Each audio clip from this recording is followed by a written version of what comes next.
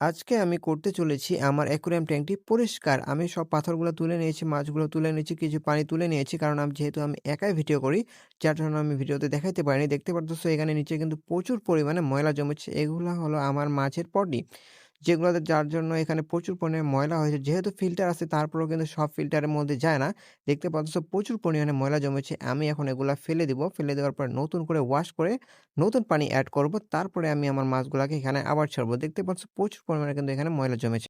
যেহেতু পানি চেঞ্জ করলে 50% পুরনো পানি দিতে হয়, তার জন্য আমি পুরো পানিটা ফালাইতে নেই। কিছুটা পানি আমি রেখে দিয়েছি। এখানে কিন্তু 50% এর মতো পানি আছে, যেটা মাছের জন্য অনেক উপকার। এখানে অনেক বেনিফিশিয়াল ব্যাকটেরিয়া থাকে, তার জন্য পুরো পানি চেঞ্জ করতে হয় না। দেখতে পাচ্ছ আমি কিন্তু আমার ট্যাঙ্কটি ওয়াশ করে নিয়েছি। একদম ক্লিন করে নিয়েছি। দেখতে পাচ্ছ একদম পরিষ্কার ঝকঝকে দেখা যাচ্ছে। এখন কিন্তু আমি আবার নতুন করে পানি দিয়ে নতুন করে ডেকোরেট করে সাজাবো।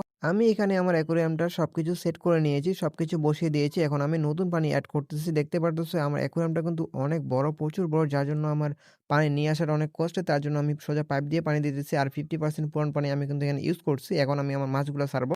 দেখতে পারতেছো আমি কিন্তু এখানে আমার মাছগুলো ছেড়ে দিয়েছি। তো কেমন লাগলো ভিডিওটা অবশ্যই কমেন্ট করে জানাবা। দেখতে পাচ্ছ অনেক সুন্দর লাগতেছে। আমার অ্যাকুরিয়ামটা কিন্তু অনেক পরিষ্কার হয়ে গেছে। তোমরা জানো যে আমার অ্যাকুরিয়ামটা কিন্তু অনেক বড় একটা অ্যাকুরিয়াম, যার জন্য আমাকে এটা ডেকোরেট করতে অনেক সময় লেগেছে। দেখতে পারতেছো আমার অ্যাকুরিয়ামটা। আর আমি এখানে হাঁড়ি ব্যবহার করেছি, কারণ আমি এখানে চিকলেট মাছ পুষি, যার জন্য হাঁড়ি দিতে হয়।